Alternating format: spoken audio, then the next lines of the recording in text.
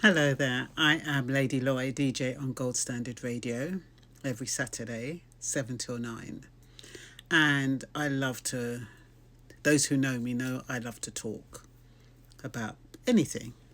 Anything that's current, anything that's controversial, that's me. So somebody asked me to do a video on with black femininity. So that's what I'm going to talk to you now. So forgive the eye contact. I've written the script so I can stay in the confines of time, confines of 10 minutes. So I hope you find it informative and interesting. So black femininity, is it dead, deferred or denied? Let me ask a question that might make some people feel uncomfortable. And that's usually how we know it's an honest one. When was the last time black femininity was allowed to exist without explanation, without defense, without being edited for other people's comfort? Not strength, not survival, not resilience, femininity. Because somewhere along the way, black women were praised for being strong, but punished for being soft, applauded for endurance, but denied gentleness, needed to hold everything together, but rarely held themselves. And the world calls that empowerment. But is it? Black femininity was never weak. It was tender, intuitive, expressive, sensual, spiritual, playful, elegant, fierce, and vulnerable, often all at once.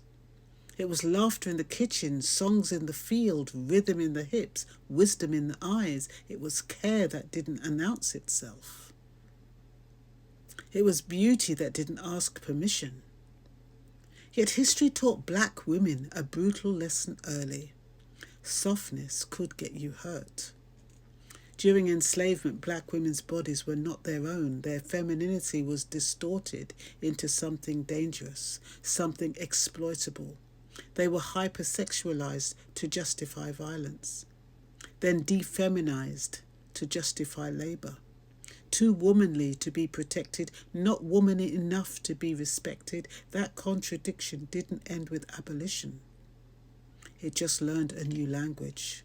The mammy, the Jezebel, the sapphire, the strong black woman, stereotypes that look different, but all serve the same purpose: control.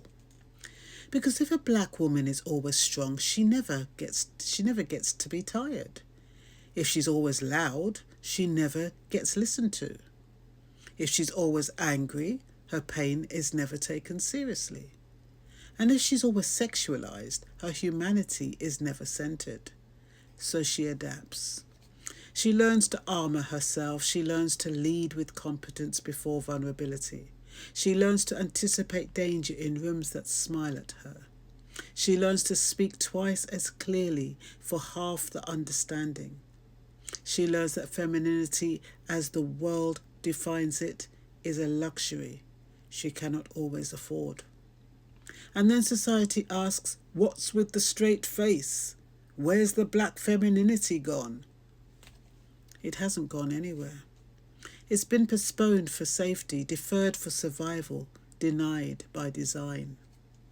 Look at the expectations placed on black girls early. They are adultified before they finish childhood, disciplined more harshly, believed less readily, protected less instinctively. Their innocence is questioned, their bodies policed, their emotions pathologized. A black girl who cries is dramatic. A black girl who asserts herself is aggressive. A black girl who withdraws has attitude. She learns early that to be feminine is to be vulnerable, and to be vulnerable is to be at risk.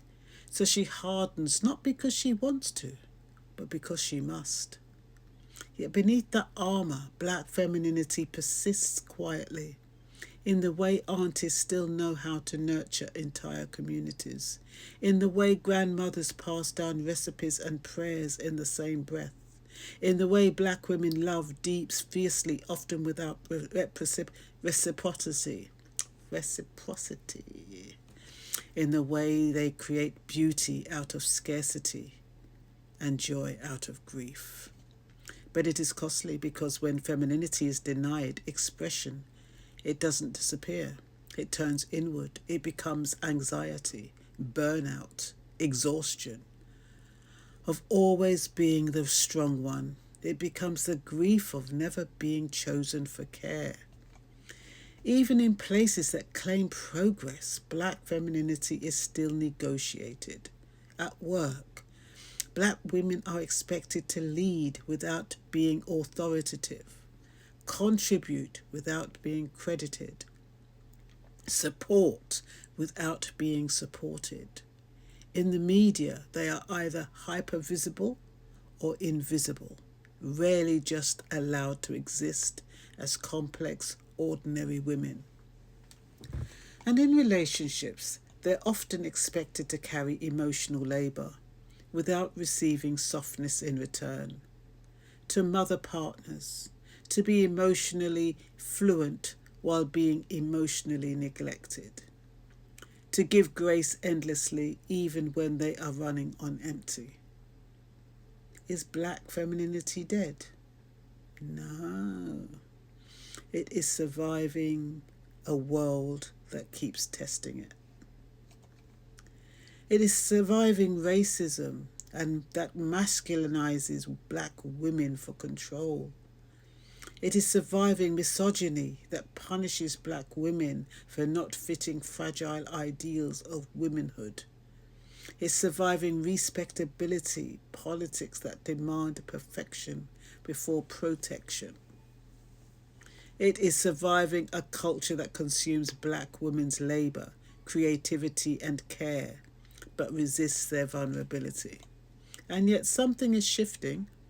Black women are beginning to reclaim softness as resistance, rest as radical, pleasure as political, boundaries as self-respect. They are naming burnout, naming harm, naming the cost of being everything to everyone. They are saying, I am allowed to be feminine in my own way. I am allowed to be gentle and powerful. I am allowed to be cared for, not just relied upon. I am allowed to be seen beyond survival. This reclamation does not look like submission, it looks like choice. Because true femininity is not performance, it is permission. Permission to feel deeply. Permission to rest without guilt. Permission to receive love without proving worth. Permission to exist without armour.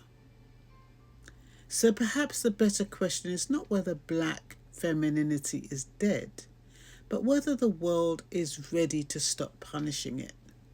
Because black femininity does not need to be reinvented. It needs to be respected, protected, believed. It needs space to breathe.